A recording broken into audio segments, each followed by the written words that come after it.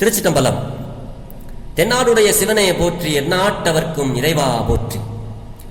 சிவபெருமானாரை பேசாத நாளெல்லாம் பிறவா நாளே என்ற அருள்வாக்கை அருளி செய்த அருள் திருநாவுக்கரசு பெருமானார் பொன்னார் திருவடிகளை தலைமேற்கொண்டு வணங்கி அப்பெருமானார் அருளி செய்த சிவபெருமானாரை போற்றாதே ஆற்ற நாள் போக்கினேனே, சிவபெருமானாரை பேசாத நாளெல்லாம் பிறவா நாளே என்ற அருள் சொல்லை அருள் வாக்கை எடுத்துக்கொண்டு சிறியேன் சிவபாலா தினம் ஒரு திருமுறை பாடல்களின் மூலம் அப்பெருமானாருடைய அருள் திறத்தையும் அவருடைய வீர கடல்கள் போற்றியும் பெருமானாருடைய நாமத்தை நமச்சிவாய சிவாய நம என்ற நாமத்தை நாவினால் நவின்றும் மனத்தால் நினைத்தும் சிந்தையால் தியானித்தும் இந்த நாளை ஒரு நல்ல நாளாக மாற்றும் முயற்சியில் சிறியன் சிவபாலா தொடர்ந்து செயல்பட்டு கொண்டு வருகிறேன். இதற்கெல்லாம் சிவபெருமானாருடைய திரு அருளினாலும் அருளாளர் பெருமக்களுடைய குரு அருளினாலும் அடியார் பெருமக்களாகிய உங்களின் அன்பும் ஆதரவும் முன்னின்று அருள் செய்ய சிறியேன் இப்படி ஒரு பெயர் பெற்றுள்ளேன் என்பதை உணர்ந்து இன்றைய பேசாத நாளெல்லாம் பிறவா நாளே என்ற சிந்தனைக்குள் மார்கழி மாசம் இன்னும் 2 நாட்கள் தான் இருக்கிறது. இந்த திருவம்பாவை பாடலை 20 பாடலுக்கும் எளியேன் உங்களோடு கலந்து உரையாடப் போகிறேன்.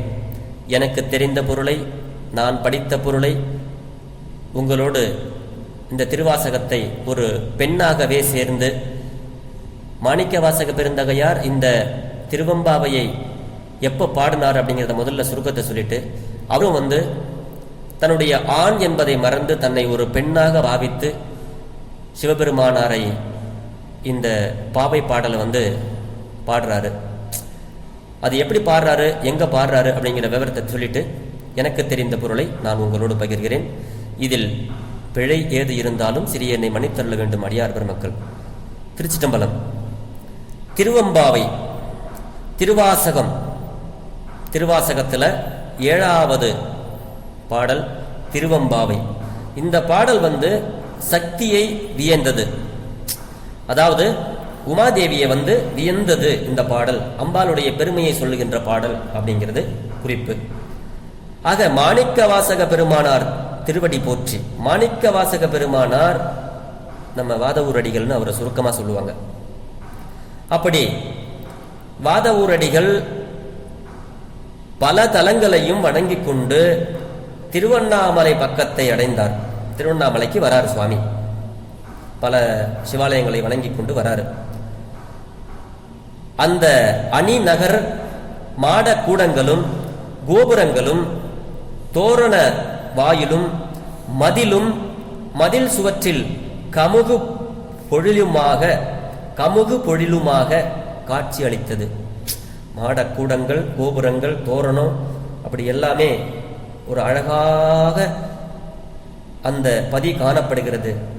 அந்த திருவண்ணாமலை எங்க நின்று பார்க்கிறாரு, திருவண்ணாமலை பக்கத்துல இருந்து பார்க்கிறாரு.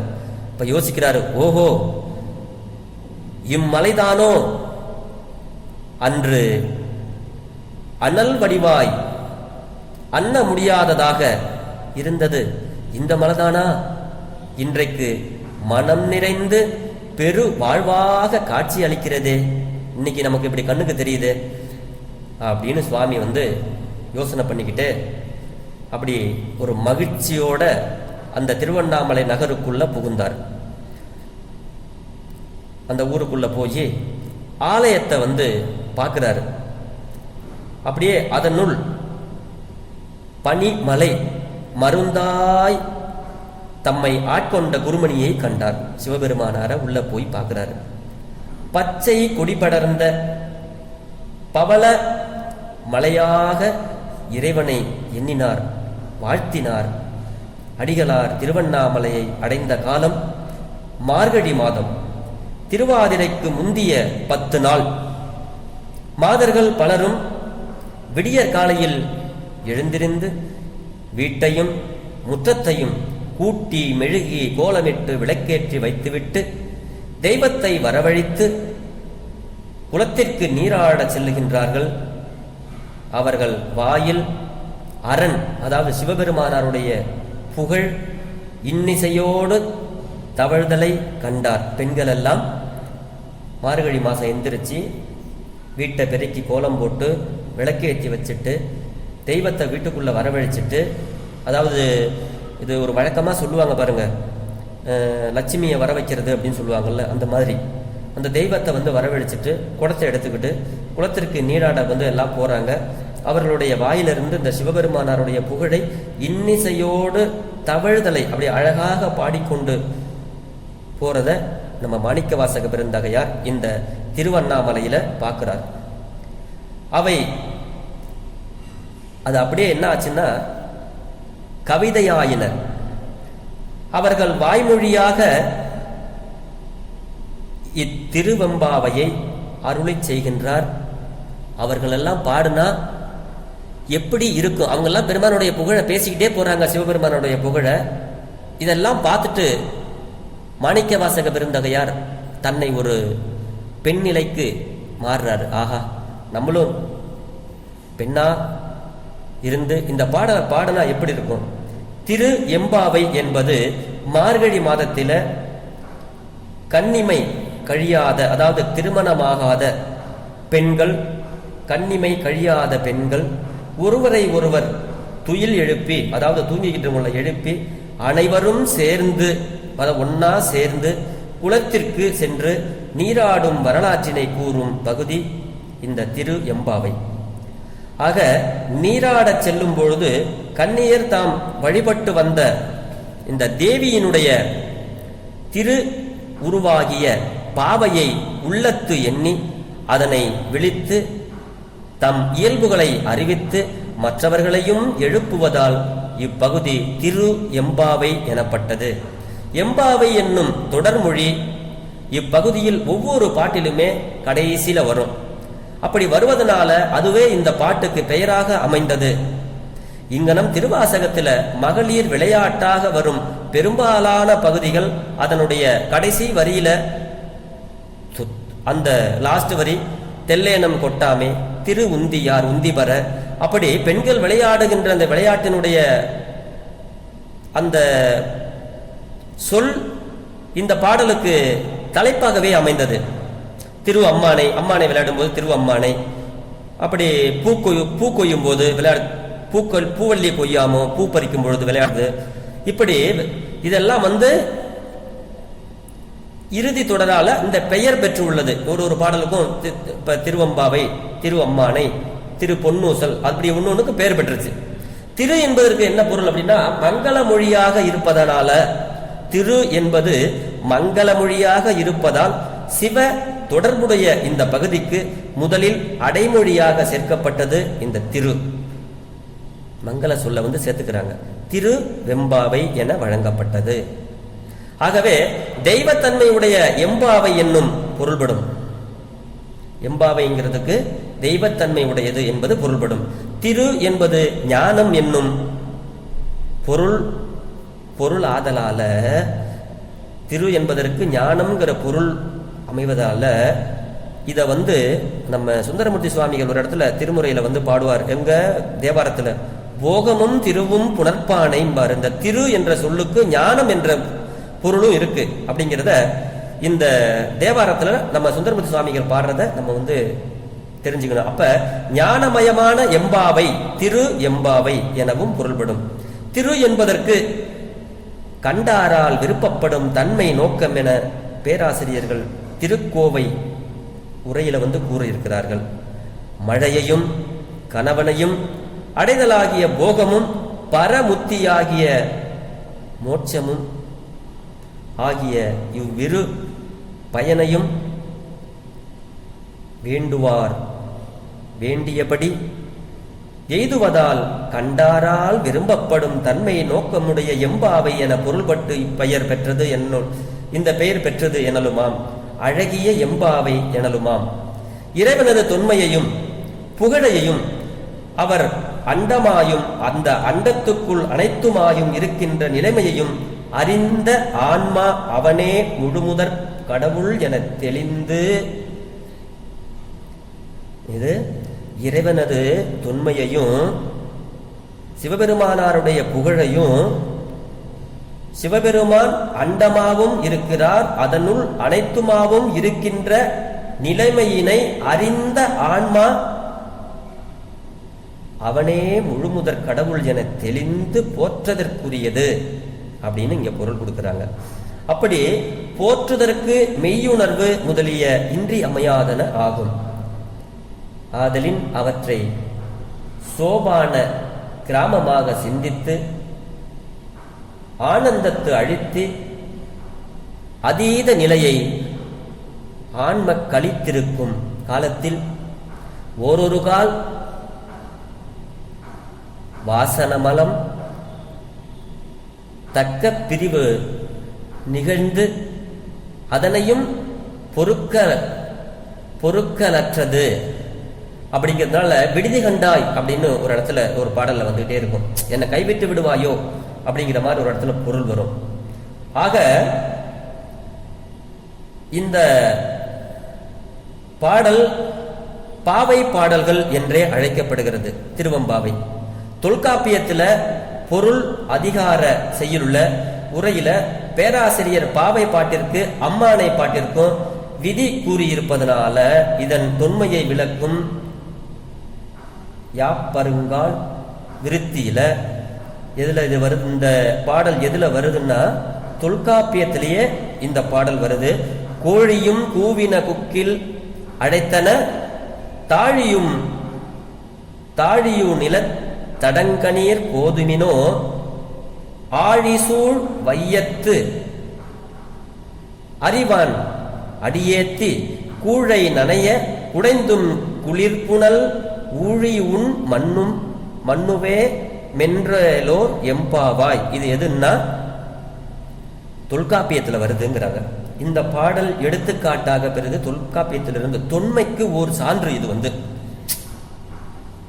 இந்த பாவை பாட்டு நோன்பிற்கு உரியதாக, அதாவது விரதத்திற்கு உரியதாக எழுந்தது என்பது தெளிவு. இந்த பாட்டு எதுக்கு இருந்ததுன்னா பெண்கள் எல்லாம் விரதம் இருக்க வேண்டும் அப்படிங்கிறதுக்காகத்தான் இந்த பாட்டு அமைந்தது என்பதுதான் தெளிவு. திருப்பாவை, அதாவது நம்ம வைணவர்கள், நம்ம பெருமாளை வழிபடுகிறவர்கள் திருப்பாவை வியாக்கானத்தில் எழுதியிருக்கிறாங்க. அதாவது கண்ணனும் ஆயர் கன்னியரும் காதல் விளையாட்டில் ஈடுபட்டு திரிய அதனை கண்ட ஆய முதியோர்கள் தத்தம் கன்னியரை நிலவரையில் இட்டு பூட்டி வைத்து கண்ணனை நீங்கள் பார்க்கவே கூடாது என்று கட்டளையிட்டனர்கள். அதாவது அந்த காலத்துல இது நடந்த ஒரு சம்பவம். பெண்கள் எல்லாம் ஆயர்குல பெண்கள், அதாவது எனக்கு கண்ணனை தான் பார்ப்பேன், நான் கண்ணனை தான் கல்யாணம் பண்ணிக்குவேன், கண்ணனோட தான் நான் வாழ்வேன் அப்படின்னு எண்ணி அந்த காலத்து பெண்கள் காதல் விளையாட்டுல அப்படியே கண்ணனை எண்ணி பாட்டு பாடிக்கிட்டு இருந்தாங்களாம். இதை பார்த்த அந்த முதியோர்கள் எல்லாம் என்ன சொன்னாங்களா, இவங்களெல்லாம் ஏன் இந்த மாதிரி கண்ணனை பத்தி பாடுறீங்க, ஏன் உங்களுக்கு என்ன அப்படிங்கிற மாதிரி இந்த கன்னியர்கள் எல்லாம் கூட்டிட்டு போய் நிலவரைன்னா அந்த கீழே வீட்டுக்கு கீழே ஒரு நிலவரை இருக்கும், அதுல உள்ள விட்டு பூட்டி வச்சுட்டாங்களாம். அந்த காலத்துல கண்ணனை நீங்கள் பார்க்கவே கூடாது என்று கட்டளையிட்டார்களாம். இது எதுல வருதுன்னா பாகவதத்துல வருது. பாகவதத்துல பந்தாங்கத்திலிருந்து இந்த ஒரு சிறு குறிப்பு வருது. கண்ணனை நீங்கள் பார்க்கவே கூடாது என்று கட்டளையிட்டனர். அன்று தொட்டு அதோட விட்டுட்டாங்க, அவங்களும் பார்க்கல, நிலவரலை வச்சு பூட்டிட்டாங்க. ஆயர்பாடிங்கிற இடத்துல மழையே இல்லாமல் போயிடுச்சு. அதனால ஆயர்கள் எல்லாம் கன்னியரை விடுவித்து, ஆயர்கள் கல்யாணம் ஆனவர்கள், அப்படி அவங்க எல்லாம் அந்த கல்யாணம் ஆகாதவங்க எல்லாம் ஏன் கண்ணனை சொல்றீங்களேன்னு சொல்லிட்டு அவங்க எல்லாம் விடுவித்து நீங்களே மழை வேண்டி நோன்பு இருப்பீர்களாக என்று ஏவினார்கள் ஆயர்கள். ஆயர்கள் தான் கல்யாணமானவர்கள், முதியவர்கள் அர்த்தம். அப்படி கன்னியர்களும் கண்ணனை தலைவனாக அடைய வேண்டும் என கருதி இருந்தவர்கள் ஆதலினால இப்போது அவனையே தலைவனாக கொண்டு தாங்கள் ஆயத்தாரையும் தம்முடன் அழைத்துக் கொண்டு, ஆயத்தார் உறவினர்கள் கன்னி பெண்களையும் அழைத்துக் கொண்டு யமுனா நதிக்கு சென்று நீராடி நோன்பிற்கு கண்ணனை நாயகனாக அடையும் மன விருப்பமும் நிறைவேற பெற்றனர் என்று கூறப்படுகிறது பாகவதத்துல. பாகவத பந்தாங்கத்திலிருந்து கோகுல பெண்கள் மார்கழி மாதம் முதல் நாள் தொடங்கி விடியற்காலையில் எழுந்து யமுனா நதிக்கு சென்று நீராடி மணலில் அந்த காத்தியாயினியினுடைய பாவையை செய்து வைத்து பூவும் புகையும் கொடுத்து தாங்களுக்கு கண்ணனையே கணவனாக தந்தருள வேண்டும் என பிரார்த்தித்து வந்தனர்கள். ஒரு நாள் கண்ணனும் அவர்கள் முன் வந்து அருள் செய்து மணந்தான் என்று கூறப்படுகிறது பாகவதம். ஆக சங்க நூல்களில் மார்கழி நீராடலாகியது இந்த நோன்பு தைன் நீராடுதல் என குறிப்பிடப்பெற்றுள்ளது. தலைவன் கன்னி பெண்கள் விளையாடும் பொழிலின் பக்கம் விதி கூட்ட வந்து சிறந்தால் ஒருத்தியை, அதாவது சிறந்தவளாக ஒருத்தியை தனித்து கண்டு அவளிடத்தில் தழையும் தாரும் கொடுத்து அவளும் அதன் முடிவும் பயனும் என்ன என்பதை அறியாமலேயே ஏற்றாளாக பின் கற்பின் உயர்வை கருதி தழை தந்தாயே கணவராக கொண்டு கருதி தை நீராடினார் என்பது இந்த பாகவதத்துல வர சங்க நூல்களில் வர்றது. இது இதே பாடல் நற்றினிலையும் கலித்தொகையிலும் ஐங்குறுநூறுலையும் பரிபாடல்லையும் இந்த நோன்பு இருக்கிறத பத்தி நிறைய, இந்த மார்கழி மாசம் நோன்பு இருக்கிறத பத்தி நிறைய சொல்லியிருக்காங்க. அதனுடைய விரிவாக்கத்தை நம்ம பார்த்தோம்னா இன்னும் ரொம்ப நிறைய நேரம் ஆகும். ஆக சுவாமி இந்த பாடல் எதற்காக அமைந்தது, புராண காலத்திலிருந்து அந்த காலத்திலிருந்து மார்கழி மாசம் நீராடுறதையும் பெண்கள் எல்லாம் விரதம் இருந்து தனக்கு நல்ல கணவனையும் நல்ல வாழ்க்கையையும் நாட்டிற்கு மழையையும் நாட்டு மக்கள் நலமோடு வாழவும் கன்னி பெண்கள் எல்லாம் விரதம் இருந்து நீராடி சிவபெருமானாரை வழிபட்ட இந்த காலம். அதனால இந்த திருவம்பாவை மாணிக்கவாசக பெருமானார் அதே தொகுப்புல நமக்கு அருளை செய்திருக்கிறார் இந்த திருவம்பாவையை. அப்படி நோன்பு இருக்கிறது, பெண்கள் எல்லாம் சேர்ந்து நோன்பு இருக்கின்றது. ஆகவே திருவம்பாவையின் அடிப்படை கருத்து இள மகளிர் நீராடுதலே அப்படிங்கிறாங்க. 11ஆம் பாடல் முதல் 20ஆம் பாடல் வரை நீராடுதல் கூறப்படுகின்றன. முதல்ல இருக்கிற அந்த 10 பாடல் மகளிர் ஒருவரை ஒருவர் எழுப்பிக் கொண்டு எல்லோருமாக சேர்ந்து இறைவன் புகழை பாடிக்கொண்டு நீராடச் செல்லுதலுக்கு குறிப்பாவனதாகும் இந்த பாடல்.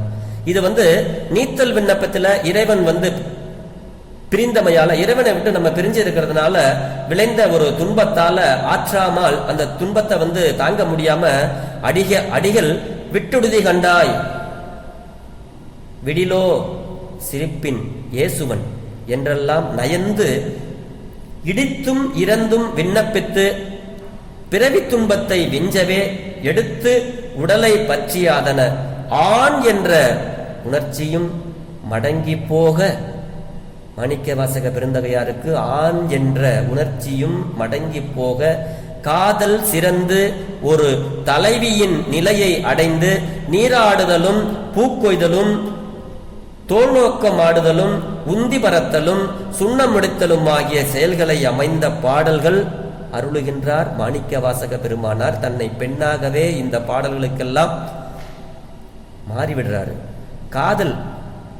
காதலியா வர்றாரு. மணிவாசக காதலி, சிவபெருமான் காதலன். இந்த வண்ணம் சிவானுபவம் முதிர்ச்சி நிலை, அதாவது முதிர்ந்த நிலை, சிவபெருமானார் மட்டுமே நினைக்கின்ற ஒரு நிலை, முதிர்ந்த நிலை, முதற்கண் எழுந்த நீராடலே இந்த திருவம்பாவை அப்படிங்கிறது இந்த பாடல்ல வருது. ஆக இந்த மார்கழி மாசம் 1ஆம் தேதி வருது. பெண்கள் எல்லாம் ஒன்னா கூடுறாங்க. ஒரு 5-6 பெண்கள், அந்த வீதியில இருக்கிறவங்க, அந்த ஊர்ல குடியிருக்கிற பெண்கள் எல்லாம், கன்னி பெண்கள், கல்யாணமாகாத பெண்கள்லாம், அடியே நாளை கழிச்சு மார்கழி மாசம் வருது.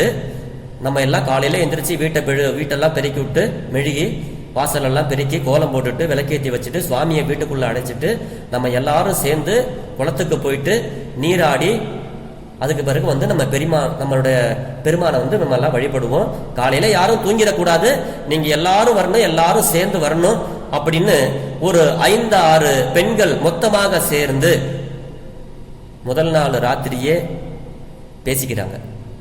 அப்படி பேசிக்கொண்டு அனைவரும் போய் தூங்குகிறார்கள்.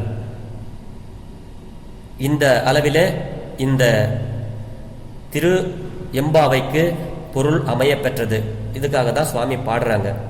இதுக்கப்புறம் நாளைய தினம் நம்ம இந்த பாடல், இந்த பெண்கள் எல்லாம் எந்திரிச்சு வந்து ஒருத்தர் எழுப்பும் போது என்ன சம்பவங்கள் நடக்குது அப்படிங்கிறதோட நாளைக்கு தினம் நம்ம சந்திப்போம் என்ற சொல்லி அடியார் பெருமக்களுடைய பொன்னார் திருவடிகளை வணங்கி கொண்டு நாளை இந்த திருவாசகத்தில் திருவம்பாவினுடைய தொடர்ச்சியை நாளை சிந்திப்பதற்கு இறைவனுடைய திருவருள் வேண்டும் என்று வேண்டிக் கொண்டு விடைபெறுகிறேன். பிழை எதிர்ந்தாலும் அடியேனை மன்னித்தருள வேண்டும். சிவாய நம. திருச்சிற்றம்பலம்.